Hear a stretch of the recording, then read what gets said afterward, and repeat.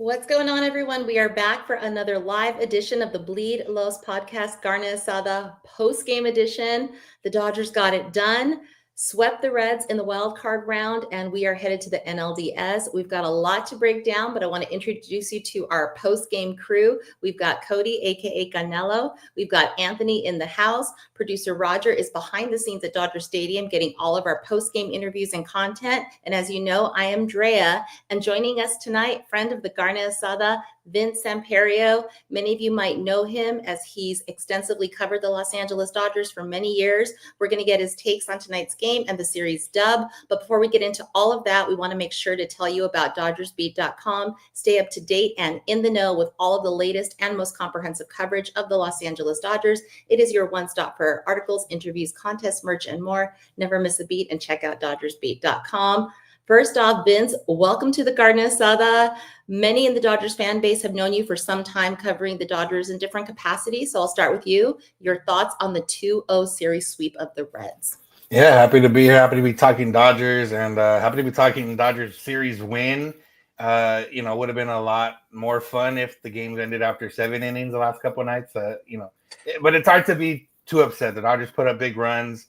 Now that the series is over, you can kind of say it felt like a tune-up series, kind of like how big-time college football programs schedule G2 schools. Like, this was maybe a little bit better than having 5 days off where you get to play competitive games, but you probably knew you were going to win.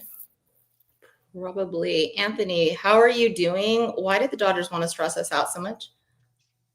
I don't know. I blame the Wi-Fi issues we had earlier to start our pregame show. That was kind of a bad omen. I don't know. Actually, I wasn't really stressed at all. I kind of just they gave up those 2 runs, but I kind of had a feeling in the back of my stomach that I'm like, yeah, these guys are going to score because they put up 10 runs. But it did get stressful there. Like the 8th inning just might be like where demons are going to be our demons. Last year was kind of like the 5th inning Dodgers. This year it just might be the 8th inning Dodgers, but for all the wrong reasons. I don't want to feel like the 8th inning is cursed, but it just might be.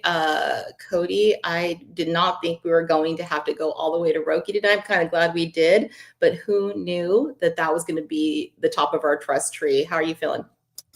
Yeah, I mean, it's kind of similar vibes to yesterday. Dodgers offense looks good. Starting pitching looks good. And then, Dave Roberts goes to the guys that we were hoping that he would have went to possibly yesterday, and Emmett Sheehan, and he clearly didn't pass the test today. I'm very curious to see if somebody in the media asks what he said to Emmett Sheehan on the mound, because Sheehan looked pretty defeated in the dugout. It was a very quick conversation to hook him out. I can't remember when I've ever seen what happened with being removed in a count and then a pinch hitter coming in for that batter. One pitch kind of got bailed out for Vesia there to get the strikeout, but we did get a chance to see Roki in the bullpen, and I'm bought in. I'm a believer now. I've kind of been talking about it for a little bit, since he started his minor league assignment in AAA. But yeah, dude looked electric tonight. I keep rerunning these split finger fastballs that he threw, especially that one to Gavin Lux. That's the type of stuff we saw in 2023 when he was with the Team Japan. That's the guy that's going to be the game changer for the bullpen, and you're going to need that guy. But the Dodgers are going to have to clean up some things. Defensively, they had 3 errors tonight, and then, that 8th inning seems to be the big issue for the Dodgers right now. And the Phillies, they are a little scared. I am over here by Philadelphia, so they know what team is going to come to, on Saturday for the division series. But they see this bullpen, and they are not scared of that bullpen, and that's a narrative that I wish the Dodgers would have changed tonight. It's going to follow them, unfortunately, even though I'm along Anthony's lines where I'm not too, scared of what happened with the bullpen. I really think these guys need to get into some leverage, high adrenaline blood pumping situations. Coming into a game with like a 6, 7, 8 run lead just isn't going to do it for these guys. But yeah, at the end of the day, you have to throw strikes, and the Dodgers have struggled with that in back-to-back nights. But solid win, celebrate, get 2 very much needed days off, and then you have your rotation reset, going to Phillies, looking to try to steal one in Citizens Bank Park. I mean, we got to do it. There's got to be a plan that's put in place in the next couple of days. I know we're all talking about that piggyback, that's the go-to, because we really have to kind of not really go to our regular bullpen in these types of situations. I mean, Vince, you've been watching all season, the struggles with the bullpen. What happened to the bullpen dogs of 24? And if you're Dave Roberts, what do you do now? You have 2 days to get this right. What happens next? Yeah, he's trying. I mean, he got Trinan out there again. He got Vesey out there again. We've seen Roberts do this before, where he runs guys back out there, and Trinan was good yesterday, but Vesey ran him back out there in a weird situation. Maybe that was him trying to get him in that pumped up situation that Cody just talked about. There was a little adrenaline. There was a little bit more. It was a little bit more scary than yesterday, where there was still like a 5-run lead at the point. This one, a grand slam, could have tied the game after he walked that batter. So I think that these games were good for that part of it. Emmett Sheehan getting some postseason experience. Enriquez had it, but, not in a role that he's a little bit bigger role this year than he was last year. He got to get in there. Roki got to get in there, postseason and being a reliever. So I would have maybe liked to see Tanner Scott get in there somewhere just to kind of see where he's at. Not to see him pitch, but to see if he can be better. But yeah, I don't know what happened to the guys last year, but I don't know. I have weird faith that they're going to be all right. And once they get into, Philly's going to be a crazy environment, and maybe that brings it out of them. Yeah, I hope so, because we have got a much tougher crew coming up in Philadelphia, and Citizens Bank Park is no joke. So we really have to make sure that the guys are locked in. I mean, the defensive errors cannot happen again. That could have really averted a lot of the issues that we saw tonight. So yeah, that's going to be a situation. But the starters is a story again. You've got Yamamoto going, 113 pitches, a career high today. And it looked like the plan, Anthony, I'll go to you, is the plan now to get these starters as long as possible in the game and leave as few outs at the end to the bullpen? It's looking like it's going to be like that. And listen, we've talked about this throughout the regular season, that we're going to have to piggyback these guys. We might just have to leave them out there until they can't no more. Yamamoto looked kind of upset with himself that he couldn't get that strikeout there at the very end, but can't really blame it on him. He kind of gave it his all. And Blake Snell the night before, same thing. So I think that might just be the game plan this year. We're just gonna have to ride these guys, whether it's the 6th, 7th inning, and God forbid what happens in the 8th inning. But hopefully the offense, kind of like the past 2 games, stays on fire, and they're able to score a bunch of runs where it's just kind of we just have to get 6 outs, essentially. That's all we have to play for, is 6 outs. But I think going into a tougher series against Philadelphia, it might be a little bit harder going into it. Might be a lot more closer games, but maybe that's something that the bullpen kind of rises to. Is kind of high leverage moments, those jaw dropping moments. Alex Vesia kind of thrives in those moments. He was a big catalyst in the World Series last year, where he got called in to come and get in that 1 out, and he only ended up throwing that 1 pitch game too. So kind of those kind of moments. So we'll see. Maybe it's just the game is so out of reach, they're just not pumped up enough. I don't know how to explain. I'm just trying to find answers at this point. I don't understand what I've seen the past 2 days, but I think we'll just go from there moving forward. Yeah, I mean, 6 outs doesn't sound like that hard, but with this bullpen, I'm like, oh my God, our starters just have to do complete games. I don't know. Yeah, till their arms fall off. Cody, you tweeted earlier that, the trio that we saw last night with Vesia, Enriquez, Dreyer, Roberts would not run to that in high leverage. Obviously, we saw kind of a little pivot on that plan today, as expected. But you also said that he hasn't shown all his cards yet, meaning Roberts. Can you expand on that? Well, I think, in certain spots, especially with high leverage, I think Blake Trinan is a guy. You will see him. He looks, I would say, corrected. Back-to-back outings look solid. 9th inning yesterday. A few pitches today to get out of the jam there at Yamamoto, self-inflicted by walking, 2 runners there. But he has a lot of guys in the bullpen that he hasn't really used. Dreyer, he will use. He got put into a situation that kind of most people are going to fail in. We haven't seen Tanner Scott yet. He finally showed another card in Roki Sasaki. I think after how he pitched today, he's definitely going to be someone that Dave Roberts is going to pick to pitch in this Philly series. And if they move on in the NLCS or World Series, he's got to be one of your guys. Glasnow is also kind of someone they could possibly use as a Swiss Army knife. He'll probably be in line to start one of those games in the Philly series, especially if it goes a full 5. The other one that we haven't really added into this yet that they said will be on the postseason roster is Clayton Kershaw, and I'm assuming he will probably take a bulk inning role in the bullpen, whether it's getting 3 or 6 or maybe even 9 outs. If they want to go piggyback, you start someone there. Sheehan, in his first experience trying to do that, I imagine they wanted Sheehan to get the final 6 outs of the game. I think that's what they were setting it up for. He obviously didn't have it. I think Dave Roberts pulled him when he did because, one, he didn't want him to lose all confidence in himself, give up a bunch of runs. So he said, you know what? Clearly, he had the Blake Trinan talk like he did with him last season in the World Series, and he didn't get the right answer from Sheehan, so he just pulled him. And credit to Dave Roberts for going with his instincts to go with Blake trying to get get Alex Vesey and get out of the inning. We'll see who else he goes to. He's going to use the starting rotation. It seems like across baseball, especially this October, it feels like we've gone back like 10 years. We've seen a lot of starting pitchers go well over that 100 pitch mark, and I'm all for it. That's the game I grew up watching. I was at the tail end of the era of the starting pitcher, and we're kind of seeing aces be aces right now, and the managers across the league are letting their guys go, whether it's Skubal, you had Crochet, Yamamoto today, Blake Snell was shoving yesterday. The Dodgers are going to go with an unorthodox approach that modern baseball is right now, and that's because of the starting pitching they have. So they have to ride that. They have to use all 6 of those guys that were in the rotation in the month of August and September. That's going to be their bread and butter if they want to repeat as champions, unless this bullpen miraculously can turn the tide in the way they've been pitching as of late, which I think they can.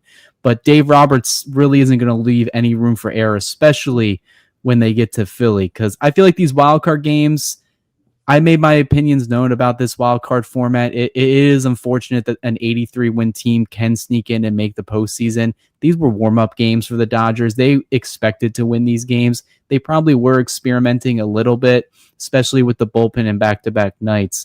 So I think when you get to Philly, that's when it's really, the postseason is officially here for you. You have to show up. There is no room for error, especially against a team like Philly. We talked to Nightingale before the game, and he really thinks it's going to be like how it was against the Padres last year. Whoever wins this series is probably going to win the World Series. I would probably bet money on that. For sure. I think that is going to be, the nerves are going to fly high in the next series because it feels like that's the juggernaut that we have to get past. Vince, talk to me about the 6th inning. You have that's where we had a little bit of an explosion on our offense. You have an RBI single from Shohei. Mookie got an RBI double. They intentionally walked Freeman. Teo has an RBI double. Would you agree that our offense is going to be a key to the next series? Yeah, you got to slug, and the Dodgers have done it in 2 different ways the last couple of nights. A bunch of homers yesterday and, a bunch of hits today. And that's what, with the Phillies, they're going to have 3 lefties and then Nola probably for their starters if they go with 4 starters. And they have a good they have a good closer and a decent bullpen, but not a great bullpen. So we just saw this happen. Like, they just played the Phillies not that long ago. It's not that often that it's not a division rival that you didn't just play. And the Dodgers did well against their starters. Unfortunately, our bullpen is the one that gave it up in those games. But, we're not going to worry about that right now because there was no Roki. There was no, some of these other guys that we talked about. But, yeah, the offense is going to have to do it. And honestly, even though it was a team that was inferior, their pitching was one of the reasons they got here, regardless of how good their pitching was this series. And the Dodgers put up, 18 runs in the 2 games. And I don't think they're going to be putting up 9 runs a game against the Phillies, but 5 or 6 will be more than enough, you would hope, and something they can do. And a lot of the offense is rolling right now, and it's just fun to watch when they're doing this.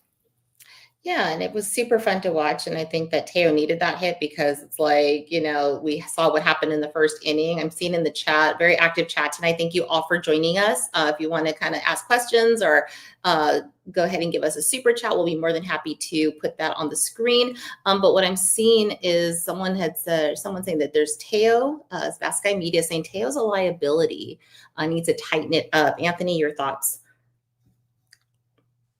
Yeah, we had just given him his flowers in the pregame show, talking about like, oh, he's kind of found his role in the outfield, kind of defensively. He doesn't make any errors, and sure enough, in the first inning, he makes that lackadaisical play. I consider it more lackadaisical. It's kind of one of those like annoying ones. Like if he just catches the ball with two hands. He makes a play easy there. I said we wanted to avoid Yamamoto having those kind of stressful innings, and then right out the gate, he gets one of those big stressful innings.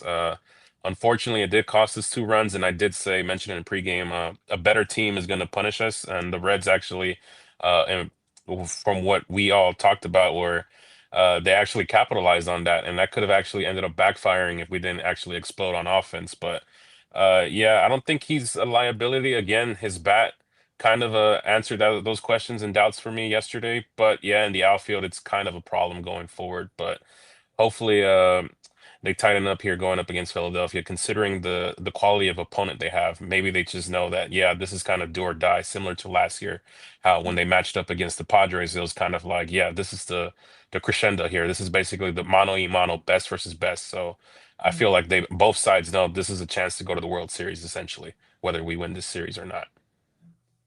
Yeah, I think that all our pieces, they need to really just kind of, I mean, in general, we need to tighten it up. I'm kind of almost glad that we played the wild card game, because this really exposed to ourselves what we need to fix going into the next round. And the one thing about having the bye, as great as it is sometimes you can lose momentum, and the Phillies are no stranger to that. You know, they've made the bye before, and they have kind of lost that mojo in the past, if you will. So we know they're worried about that. But if you go into their chats, they're all they're saying is get to the Dodgers bullpen, get to the Dodgers bullpen. So there you go. That's what we need to really kind of say, hey, they're waiting for us. They're licking their chops on our weakness. And that's where we got to tighten it up completely, because it's do or die. But yeah, we were in our chain earlier and we were talking about Rojas. And sometimes I think he gets a little hate, even though he's actually a really good player. He's throwing himself out there. Vince, should we kind of be a little kinder as a fan base to Miguel Rojas? Yeah, he's had some weird plays over the last couple of years that obviously stand out. The triple play last year against the Padres, the errors in the series against the Padres in the postseason last year. But overall, I mean, the last 2 years, the Dodgers wouldn't be where they are without him. He's had to fill in a couple times, more so last year. This year, he filled in more towards the end of the season. And, he's been a average to above average offensively, which is not what you expect out of him, especially coming out of his entire career. And then, he still has the defensive magistry or whatever you want to call it there. But yeah, he's a guy. I think he gets a lot of necessary flack for stuff that happened in the past. And at the time, yeah, he deserved it. But now he's just been a solid contributor to the team. Yeah, I had a little time to kind of go through versus yesterday. I was really busy, but I read something. It was a Plashke called the Reds human buys in a recent article, which sounded kind of harsh when I read that. It's like the Dodgers are, I think he worded it as like, they're no one's wild card.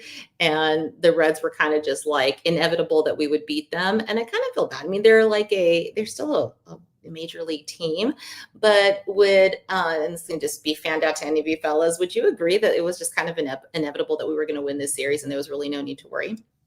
Well, now that the series is over, kind of. I usually don't agree with Plashke on a lot of things, just because he kind of takes the very outlandish takes just to kind of get you the clickbait and read the article and see what he's saying.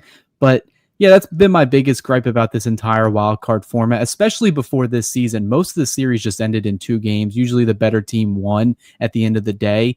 This year, I guess they decided, someone sent out the memo and said, hey, we need 3 games. We need a couple games to be played on Thursday. Can't be losing those primetime slots. And, the Dodgers were the only series not to go the distance. Everybody else is going to be playing tomorrow. Dodgers are going to get 2 days off. But the Reds, we talked about it at the beginning of the series. We talked about it yesterday. They shouldn't have been in the postseason. They are a decently good team. They have a couple very exciting players, L.A. De La Cruz, Chase Burns. Like, they have really good pitching, Hunter Green, all that stuff, but they're just not ready. The only reason they got in is because the New York Mets decided to fall straight on their face and give every other opportunity to the Giants, the Diamondbacks, and the Cincinnati Reds. The Reds were just the one team that said, you know what?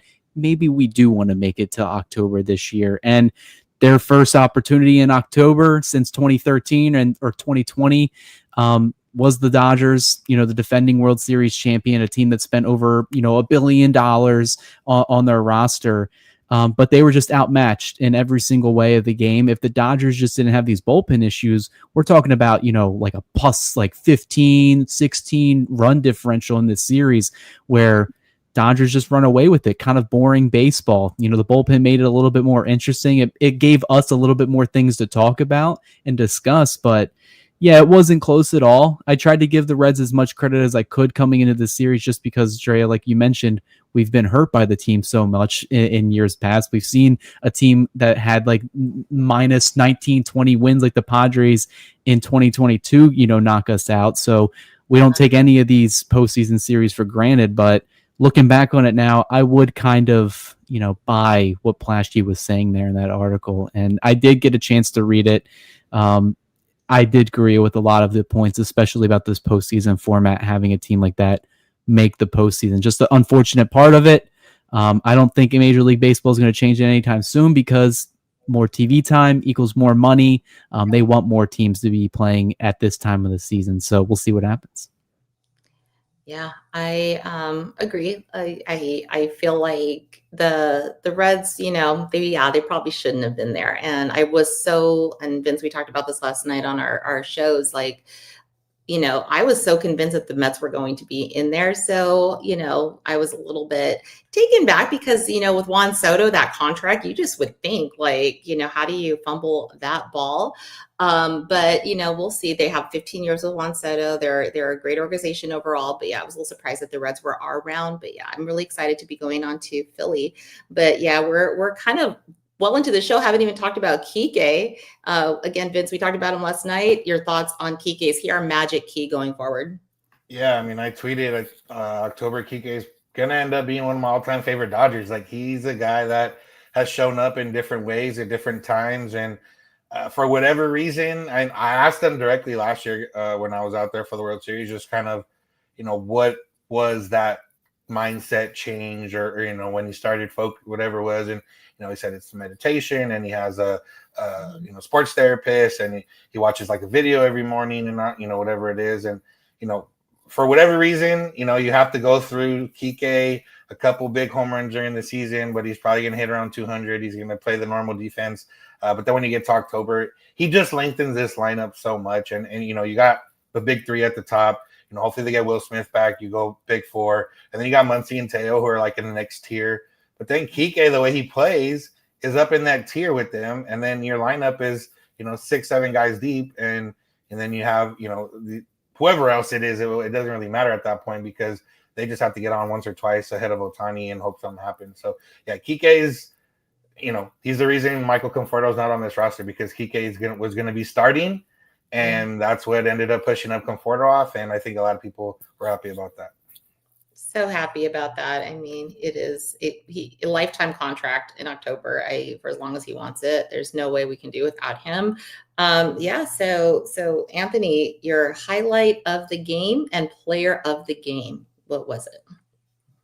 Again, immediately two guys come to mind. Mookie Betts, considering the year that he had, well, the first half of the year that he had, and that quote that always just sticks to my mind where he says, like, yeah, my season's over, but I'm going to help this team win in any way possible, whether it's stealing a base, a defensive play, the whole 9 yards. Mookie Betts is my player of the game. Just his offense tonight is awesome. I think he has, if I'm mistaken, I think 6 hits total throughout the 2 games here. So I feel like hopefully that translates into a big series against Philadelphia. So Mookie Betts will be my player of the game. And what was that first part of your question again?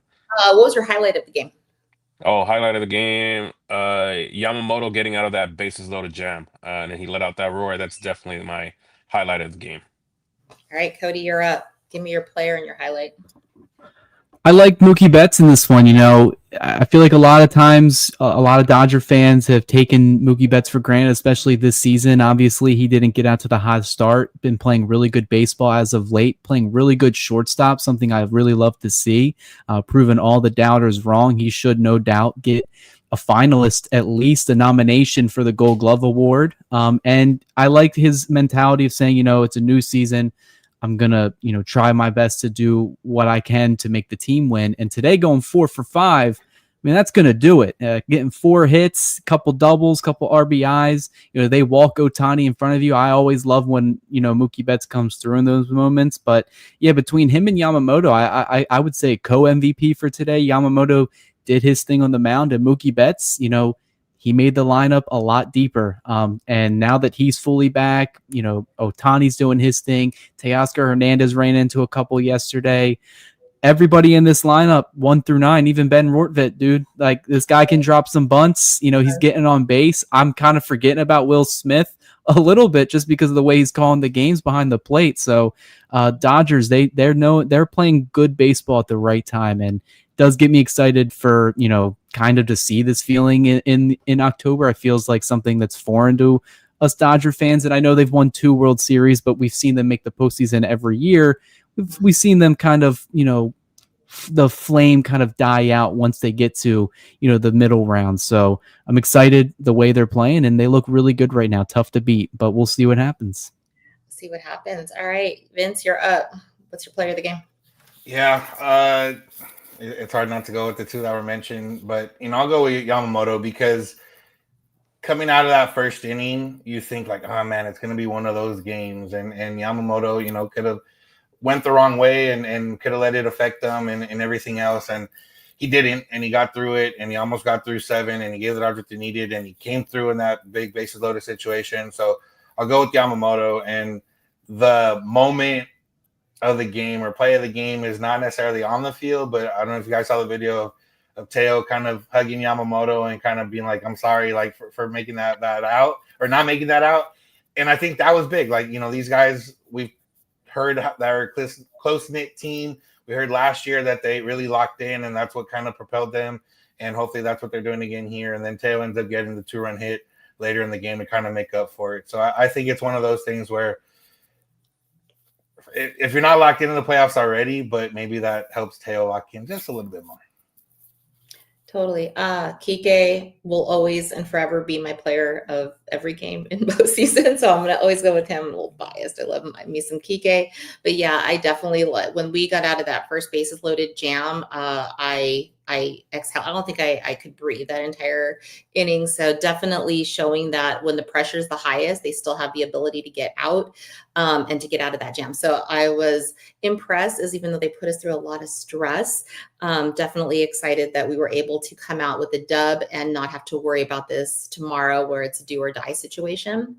So excited there. But yeah, I think it was just confirmed. I just checked that Robert said Ohtani is going to be the game 1 starter on for the first game against the Phillies.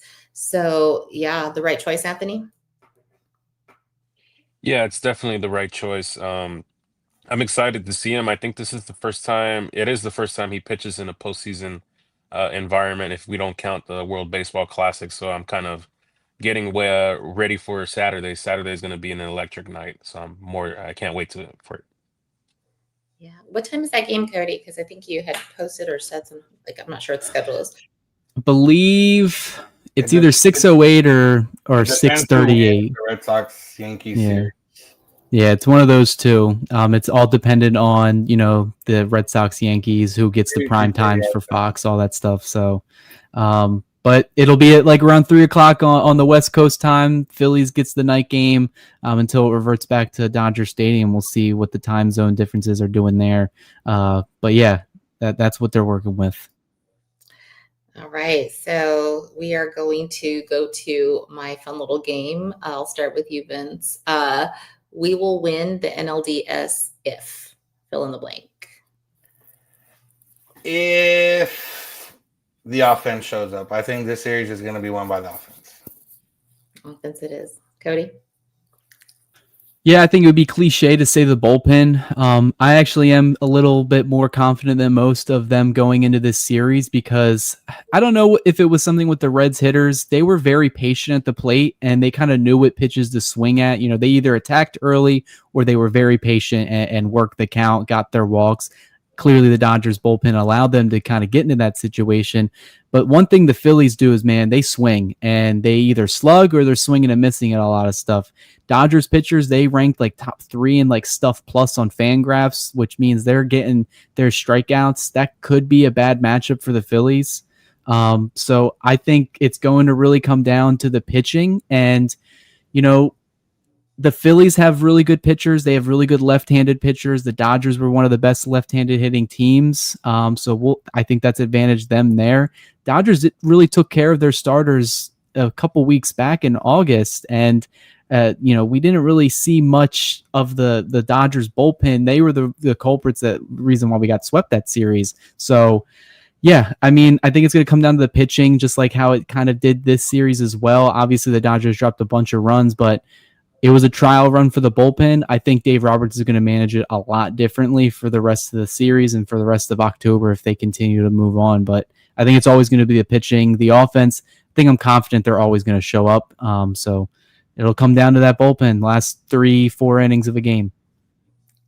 Anthony, we're winning the NLDS If we remain patient in areas where situational hitting becomes prominent, there's been times and times again when I've watched postseasons where a lot of our batters kind of get desperate up there. I think remaining patience in those moments kind of will carry us.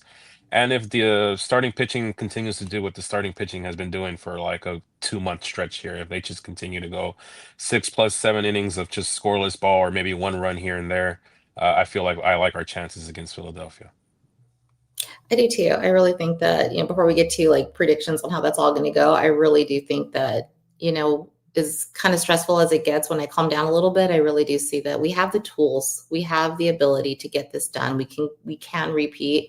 And I know a lot of people say fire Dave Roberts all the time, but the truth is, I mean, look what happened with, I think it's Bruce Bochy, Bob Melvin.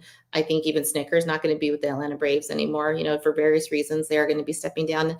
I mean, because Vince, you've been following this sport for so long and the Dodgers for so long. I mean, how hard is it to find a manager like Dave Roberts? Yeah, it's tough. Obviously, we've seen a lot of teams in different situations, and there's always going to be people that say, anyone can manage this team. And if it was a video game and all you had to do is literally just set a lineup and let it play out, then yeah, a lot of people could do this job. But what we've seen with the Dodgers over, Roberts' career, there's been a lot of platoons. There's been a lot of different guys moving around from the bullpen up and down AAA and in the big leagues and all that type of stuff. And we've never had any public backlash or anything from guys saying, I'm upset or whatever. They might be upset, but even with the Yankees last night, I like Jazz Chisholm, but him kind of being upset that he didn't start in game one and having his back to the media and kind of just half answering questions.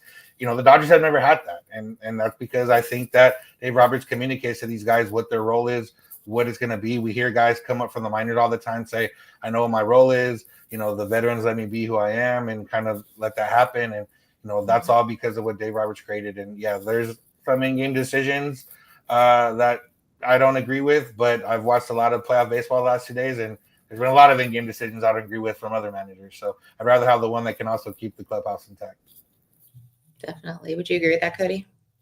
Yeah, I think kind of Roberts has been the scapegoat answer for the last couple of years. But even, he did an interview with Bob Costas the other day, and one of the statements he made in that was that, there are certain situations that Roberts probably would have gotten thrown in if things didn't go his way. Like, it's really hard to defend if he lost, say they lost to the Padres last year, you lose in the first round in back-to-back years, all against divisional opponents. That's the type of stuff, especially in a big market like Los Angeles, New York, Boston, Philly, you're not going to be able to probably keep your job. Like even the front office, even as much as they like you, they may have to just, cut ship and go into a different direction. Dave Roberts, to his credit, managed the best postseason he ever did last October and ended up getting, that bread for the $8 million extension that he's going to get paid. So yeah, I credit to him. He's a good manager. Scapegoat. The Phillies are kind of going with their own situation. It's been going back for the past couple of months. How Rob Thompson and Nick Castellanos handled their little disputes there. I started looking at it right away, and I was like, it's kind of the wrong time of the season, and you want to start having this stuff happening. You guys have the bye. They didn't really have the best September. Things like that. Those are the silent killers to a team that us fans or don't really see. Only people that cover the team or, that are in the clubhouse or the locker room know those things. But that's something I think you can keep an eye on. How did the Phillies look out of the gate. They're a team that struggled in the first round last year. They got shocked by the Mets. The Dodgers had their fair share of, with this new format, getting almost a week off, not really having to play competitive baseball. I mean, the Phillies, they won the division a while ago. They haven't been playing competitive baseball or meaningful baseball in a while, besides trying to get, one of the top 2 seeds in the National League, which they even wrapped up for probably most of September. So I think all pressure's on the Phillies right now. If the Dodgers can strike first, strike early, they have the perfect guy on the mound that can take down that Phillies crowd. I'm curious, Vince, you've been all over. This Phillies crowd is probably going to be the hardest environment the Dodgers have ever been through. It's going to be worse than it was in 2008, 2009. I think it's a totally different environment. I think it's probably 3 or 5 times worse than what it is in San Diego. If there's one guy that can drain out all that noise, it is Ohtani. I don't think he gives a rat's ass what any of the fans are going to say about him, whether it's gambling remarks, whether it's stuff about, him being Japanese, all that type of stuff. He's the type of guy that you want on that mound to start this series. Yeah, Philly's been the top playoff environment I've been to so far. And over the last 3-4 years, I've been to a lot of CS and World Series games, and Philly's just a different beast. It's fun, though. Like, if I was an opposing player, that'd be a lot of fun. Yeah, no one knows that better than Dave Roberts, too, since he knows the environment he's going to go into. And he put on a masterclass last year with managing. So, we can just kind of send him all the vibes, because he's going to have to do that again if we expect to be holding the trophy at the end of this run. But yeah, that brings us to predictions. Anthony, are we going to go the 5 games with Philly? I've actually, been thinking about this series more than I have the Red series. That's just how far gone I've been thinking about it. And I actually do agree. I think it's going to go 5 games. I don't know why. I just think both teams are really good, and I can see the Dodgers stealing one in Philadelphia, and vice versa. The Phillies kind of taking one from us here. I do think it goes the distance. I say 5 games, but I'm going to say the Dodgers in 5. Dodgers in 5. Cody? Yeah, I think just thinking of it right now before I start diving into more of it, that I'll definitely write on Dodgers beat. I would think this series does go 5. It has all the theatrics, the players, the pitching, the defense. You got the 2 likely MVP candidates in Schwarber and Ohtani. Bryce Harper is one of the most well-known players in baseball. This is a star-studded matchup. To get it as a 5-game division series is kind of disappointing. I wish this would be the championship series with the World Series on the line. But like last year with San Diego, you just got to see what they're going to do. I like the Dodgers pitching staff. I like the Phillies lineup. I like the Dodgers lineup. These 2 teams, I've been talking about a lot of my friends and family that are over here. They're all Phillies fans. I'm like, man, these 2 teams have been dodging each other a lot.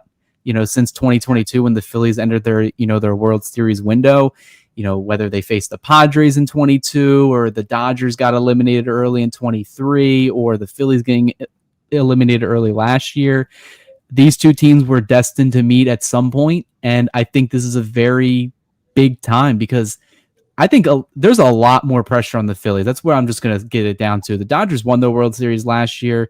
They lose in the NLDS. It sucks, but we can run it back next year. I'm sure the Dodgers will go crazy in free agency again or in the trade market.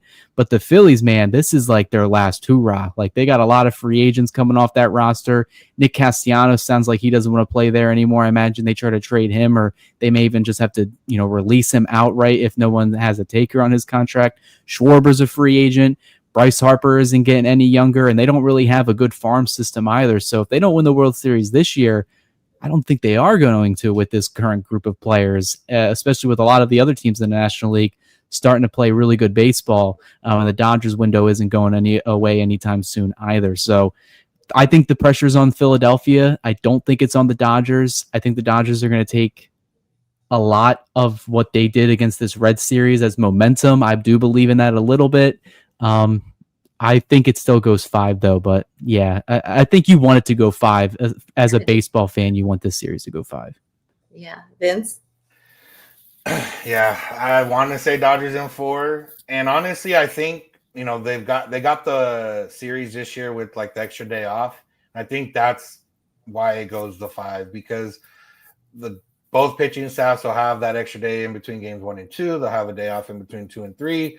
They'll have the day off between 4 and 5. So like you can use more of your top high leverage guys without them having to go back to back. So I think that's going to make some of these games come down to the wire.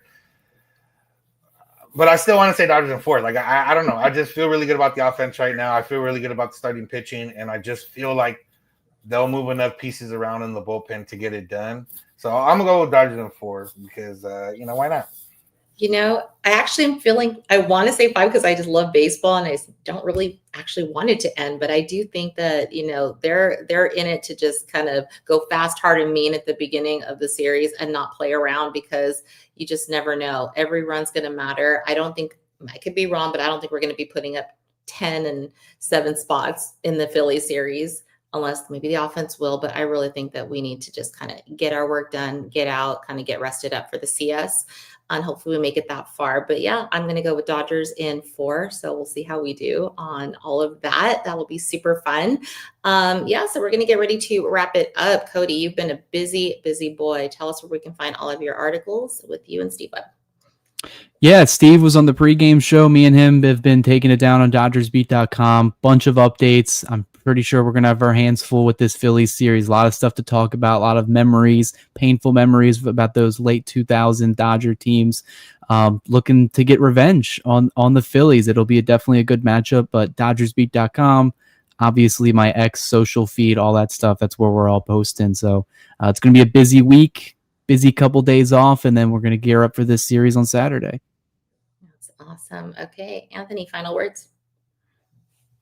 Final words, similar to Cody, I'm excited for this Philadelphia series. It's kind of like a full circle moment for me. Earliest memories of the Dodgers in the postseason are bad ones against Philadelphia. Those Manny Ramirez-led teams. Again, like I said it before, Matt Stairs' home run is just forever etched into my brain. Like that's just a pivotal moment in my childhood. But I'm excited for it. Different team, completely different teams on both sides, but same uniforms. But I'm ready to play ball on Saturday. Yeah, that's right. Vince, so calm the fan base down that is even a little bit worried. What should we tell them? What are you going to tell them to say? Yeah, don't worry. We're going to take this. It's going to be all right. And give us your final words. Yeah, the Dodgers have given me enough in life to be worried about games like this, series like this, but they've also done what they did last year and, done what they did in this series. Like this series could have been a trap series in a sense. They could have, maybe had a lot closer games. They could have maybe not gotten things done. They could not have the offense rolling. And, this is the best pitching staff we've ever seen, in terms of starting rotation in our Dodgers fandom. This is one of the best offenses, if not the best offense we've ever seen. And like I said, I think the bullpen will figure it out. So I think these guys know what they need to do. The Phillies have a lot of veterans too, but I just don't think they're as good as the Dodgers veterans. Yeah, we're the better team. We're going to show it next week.